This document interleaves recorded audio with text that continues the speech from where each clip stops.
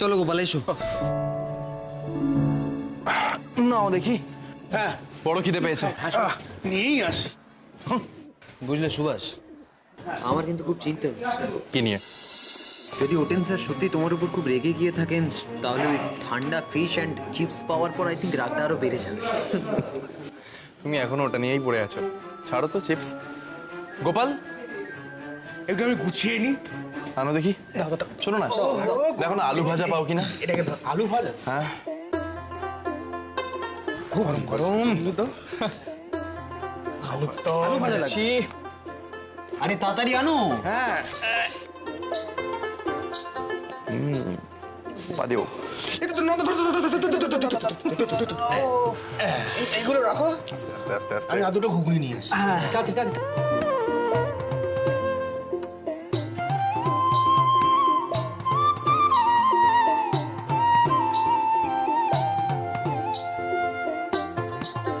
এই খাবারগুলো দেখলে না সুভাষ, কেমন মনটা ভরে যায়, তাই না? হ্যাঁ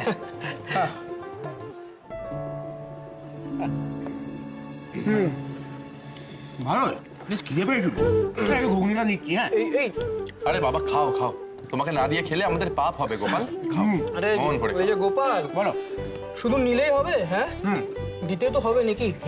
একটু আলুর দম, একটু আলুর দম এদিকে দাও তো। নেই ওখানে। হাউ ডিয়ার ডিয়ার স্যার, আপনাকে জানাইতে বলিয়া সুভাষ বলিতেছে he is waiting for you. Challenge জানাইতেছে।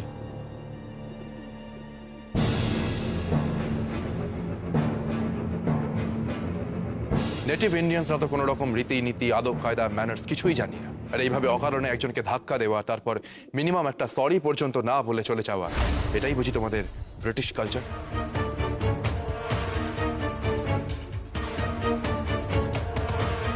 Look, sir, they are eating like dogs. Well said, Stanley. Very well said. Excuse me Stanley.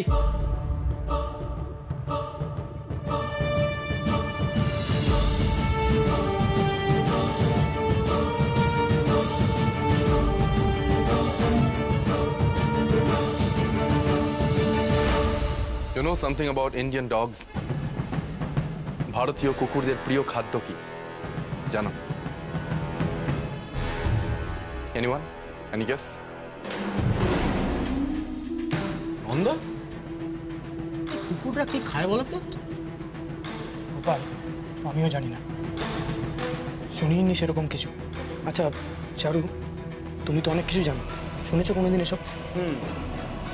বলো বলো, গেস করো। What is the most favorite food of Indian dogs? পারবে না? Simple. Fish and chips.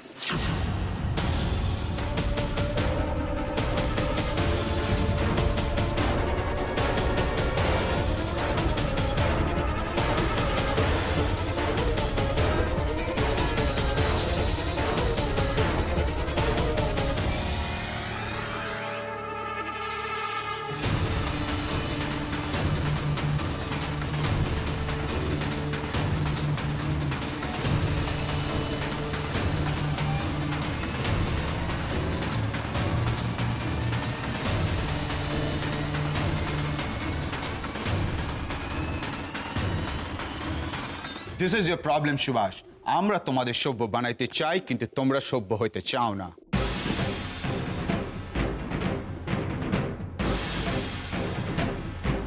যারা সভ্য তারা প্রফেসরের সাথে এইভাবে কথা বলে না, বাট তোমরা বলো।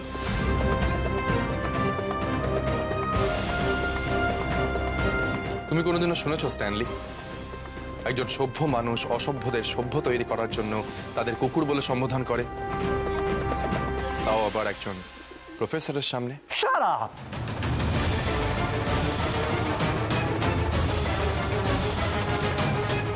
তুমি খুবই উদ্ধত পাবো। নন্দ, অনেক সময় অনেক প্রফেসররা সুভাষকে মৃদুভাষীও বলে। আপনার আমাকে উদ্ধত মনে হতে পারে স্যার,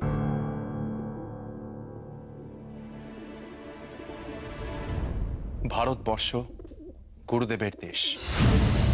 স্বামী বিবেকানন্দের দেশ। আমাদের শিক্ষকদের জন্য আমরা কি করতে পারি তা আপনার জানা নেই স্যার।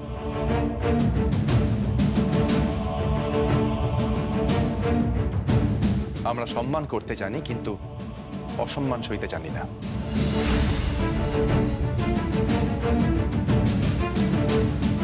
আমাদের সংস্কৃতিতে লেখা আছে, অন্যায় যে করে সে যেমন অপরাধী, অন্যায় যে সহে সেও সমান অপরাধী।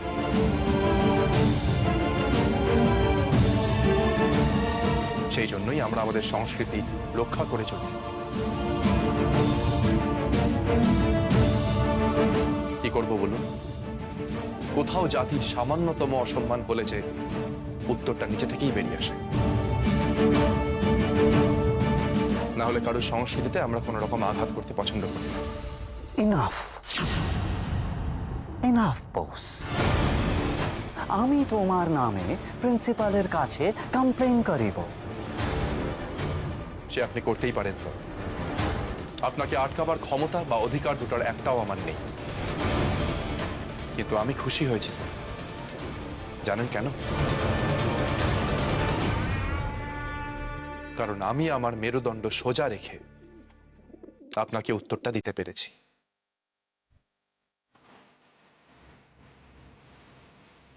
আর প্রিন্সিপালের কাছেও আমার বক্তব্য একই থাকবে। One more thing, sir.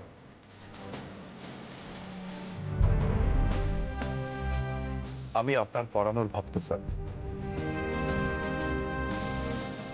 আপনার ক্লাসে আজ অব্দি আমি ফাঁকি দিইনি, ভবিষ্যতেও দেব না।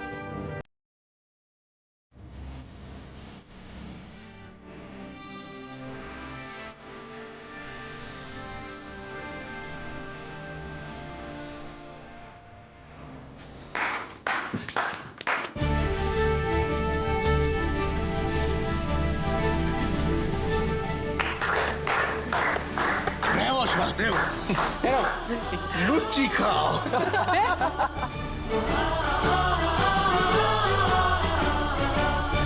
চারিপাশে চারিদিকে শোনো দেশের জয়গান, কে ডাক দিল যে বজ্র কণ্ঠে দেয় সারা, সে গড়বে ইতিহাস। এই যে সুভাষ, এই যে সুভাষ, এই যে সুভাষ, এই যে সুভাষ, এই যে সুভাষ, এই যে সুভাষ, এই যে সুভাষ, এই যে সুভাষ, এই যে সুভাষ, এই যে সুভাষ, এই যে সুভাষ, এই যে সুভাষ।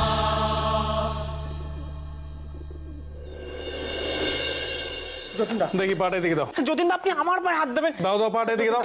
যতীনদা, মনোরঞ্জন, বোকার মতো কথা বলো না কিন্তু। পাটে দিকে দাও। তো হয় যতীনদা। মনোরঞ্জন, যতীনদা, ডাক্তারবাবু কি বলেছে? ডাক্তারবাবু কি বলেছে? বলেছে না যে পুরনো বাঁধনটা বদলে ওষুধ লাগিয়ে নতুন বাঁধন লাগাতে? আমি করে নেবো আর যতীনদা। তুমি এমন করছো? দাও দাও দাও। যতীনদা, এত বড় পাপ কাজ করাবেন না আমায় দিয়ে। মনোরঞ্জন, যতীনদা, বয়সে ছোট বড় যে ইচ্ছা হোক না কেন, একটা জিনিস কিন্তু মাথায় রাখবে, দেশের কাজে কিন্তু আমরা সকলেই সহযোদ্ধা। আর তুমি এমনটা করছো কেন? এদিকে দাও, পাটা দাও। কিসের এত সংকোচ তোমার কে জানে? এবার পাটা দিয়ে দাও। জ্যোতিষ, একটু ওষুধ লাগিয়ে দাও তো, তুলে দাও। হ্যাঁ যতীনদা, চুপ করে বসো, চুপ করে বসো। দাঁড়াও মনোরঞ্জন, চুপ করে বসো। কার গায়ে জোর বেশি মনোরঞ্জন? যতীনদার সাথে তুমি পারবে নাকি? জমিদার বাবু, তুমি তাকিয়ে তাকিয়ে হাসছো, আর এদিকে যতীনদা আমার পায়ে। দাও, কাজটা কিন্তু ঠিক করছো না। আমি আর কি বলবো বলো মনোরঞ্জন? জানো, একদিন গরমের সময় রাতে আমার ঘুম ভেঙে গিয়েছিল, দেখি যতীনদা উঠে বসে নিজে আমাকে বাতাস করছে। ভাবতে পারো? আমি না মাঝে মাঝে অবাক হয়ে যাই, যে লোকটার এত মায়া, সে খারাপ ব্রিটিশ দেখলে কিভাবে মারে।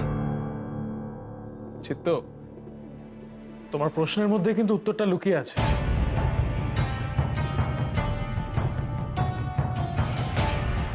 দেখো, সব ব্রিটিশ যে খারাপ এই কথাও কিন্তু নয়,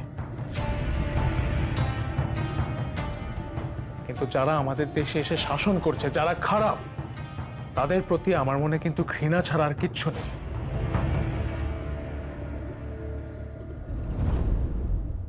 আর তোমাদের ভালো না বাসলে ব্রিটিশদের ঘৃণা করবো কি করে? যতীনদা, মনোরঞ্জনের জন্য ওষুধ নিয়ে এসেছি। দাও দাও দাও। মনোরঞ্জন, ওষুধ চলে এসেছে। দেখি তবে এদিকে আসো। আগরো তাড়াতাড়ি সুস্থ হয়ে যাও মনোরঞ্জন। হ্যাঁ, নইলে কিন্তু ওই এক জায়গায় বসে ভিখারি ছদ্মবেশ নিয়ে বসে থাকতে হবে।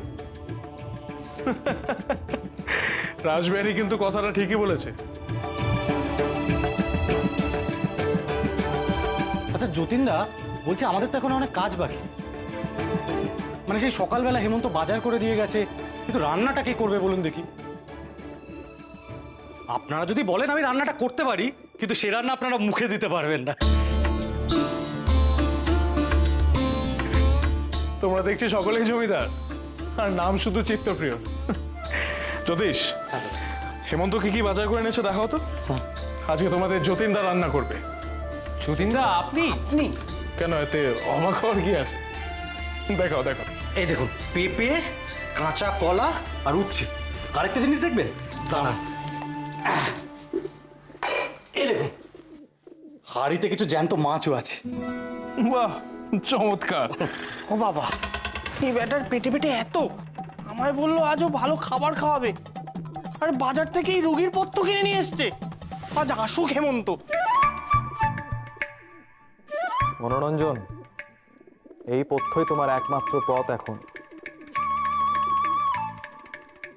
ভালো করে খাও, তবে তো গায়ে জোর আসবে, না হলে দুর্বল হয়ে পড়বে। তারপর দেখবে যে জামা প্যান্টটা বানাতে দেওয়া হয়েছে সেটা তোমার গায়ে বড় হচ্ছে। সেসব জামা প্যান্ট কি আর পাওয়া যাবে? যাবে না মানে? দর্জির দোকানটা তো খুলেছে দেখলাম। তাই নাকি? তাহলে তো এক্ষুনি গিয়ে খোঁজ করতে হয়, মানে পোশাকগুলোর কি হলো। খুব সাবধান, হতে পারে পুলিশের এটা একটা ফাঁদ। আমরা গেলেই হয়তো ধরা পড়বো। কিন্তু যেতে তো হবেই যতীনদা। দায়িত্বটা আমাকে দাও যতীনদা, আমি গিয়ে দর্জির সাথে কথা বলবো। রাসবিহারী, এই মুহূর্তে কিন্তু বিপদ অনেক, একটু বোঝার চেষ্টা করো। জার্মানির সঙ্গে ব্রিটিশদের শত্রুতা কিন্তু চরম আকার নিয়েছে। যুদ্ধ অব্দি গড়াতে পারে ওদের শত্রুতা। এই সময়টাই সামরিক অভ্যুত্থানের জন্য একেবারে উপযুক্ত সময়। নরেন বিভিন্ন জায়গায় কথা বলেছে, যে কোনো দিনই খবর চলে আসতে পারে। আর এই সময়ে আমাদের মধ্যে কেউ ধরা পড়লে কতটা ক্ষতি হতে পারে সেটা বুঝতে পারছো? চিন্তা করো না যতীনদা, দায়িত্বটা আমার উপর ছাড়ো। হাজার পুলিশ থাকলেও আমি ঠিক খবর নিয়ে আসবো। দরকার হলে পুলিশের সামনে থেকে আমি পুলিশের খবর নিয়ে আসবো।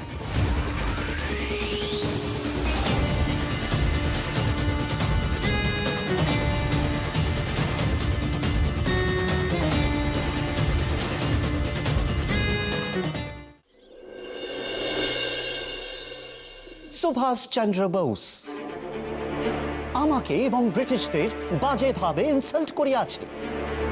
অ্যাকর্ডিং টু হিম, আমাদের national food fish and chips নাকি ভারতীয় কুকুরদের প্রিয় খাদ্য। Can you even imagine sir?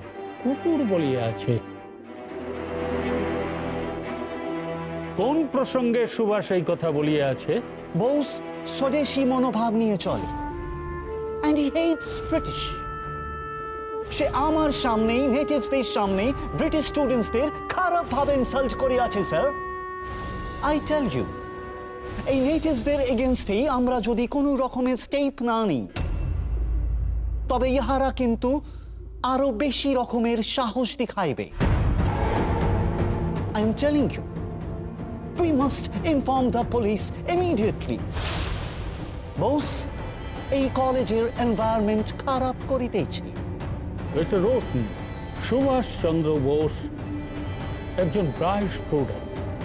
এর আগে কোনো প্রফেসরের সঙ্গে ও কোনো খারাপ ব্যবহার করে নাই।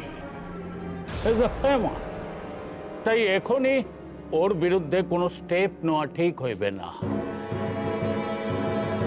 যদি এমন ঘটনা ঘটিয়াই থাকে, তাহলে আমি সুভাষের সঙ্গে কথা বলি। আপনি প্লিজ ক্লাসটা কন্টিনিউ করুন। Thank you sir.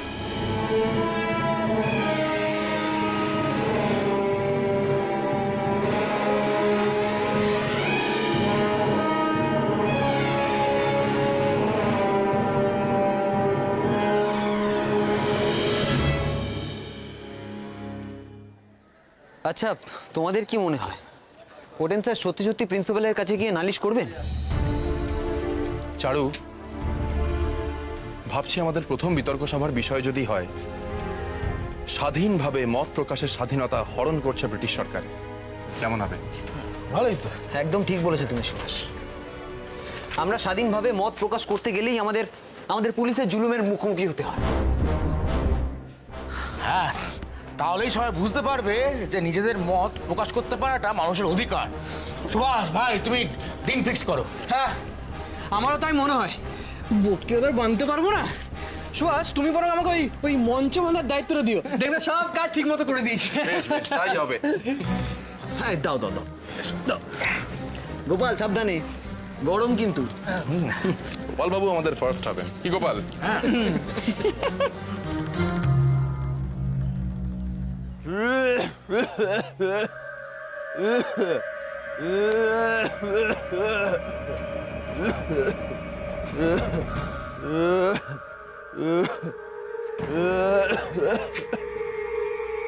দায়িত্বটা আমার উপর ছাড়ো।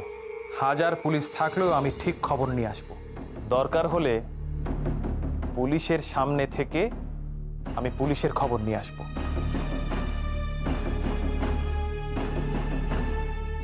দোকানে ঢোকার মুখেই পুলিশ, তার মানে দর্জিকে ছেড়ে এরা নজর রাখছে। আগে একবার পরখ করে নিতে হবে পুলিশ আমার ছদ্মবেশ চিনতে পারছে কিনা।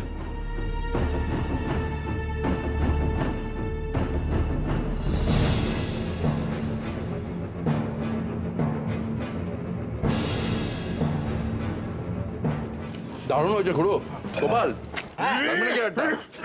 শেয়ার বলতে গোপাল বাবুকে চপ দাও। কেন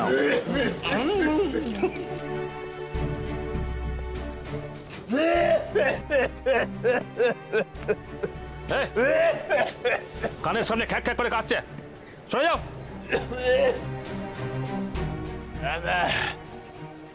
তোমারও তো বাবা কখনো বুড়ো হবে, তাদেরও কি এভাবে সরে যেতে বলবে? যাও তো, যে কাজ আছে সে কাজে যাও। খ্যাক খ্যাক করে কাঁদছে কানের সামনে এসে, যত সব।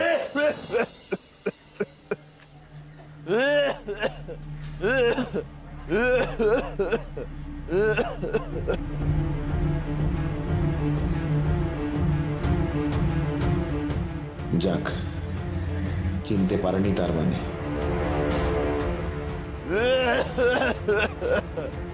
আরে রে, আরে দাও গো।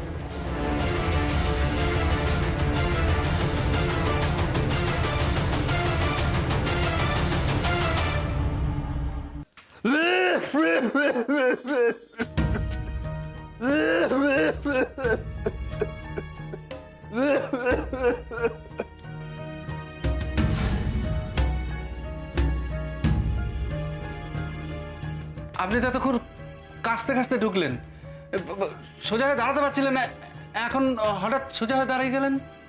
আমাদের ক্ষমা করবেন, আমাদের জন্যই পুলিশ আপনাকে ধরে নিয়ে গেছিল, আর তার জন্য আমি সত্যিই দুঃখিত। আমরা আপনাকে খাকি পোশাকের জন্য বরাত দিয়েছিলাম। সাহেব দেখুন, দয়া করে আপনি চিৎকার করবেন না, আমার কথাটা মন দিয়ে শুনুন।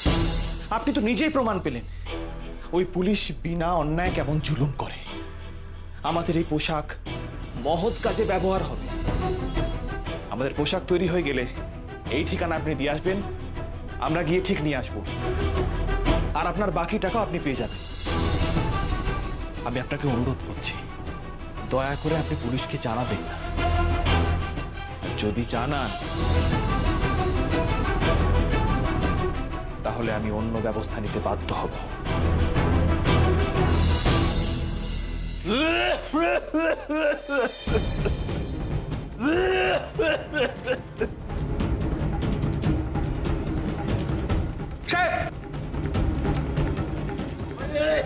পেট ভরেনি তো? আর দুটো খেতে পারি। ওরে বাবা, দাও দাও দাও দাও।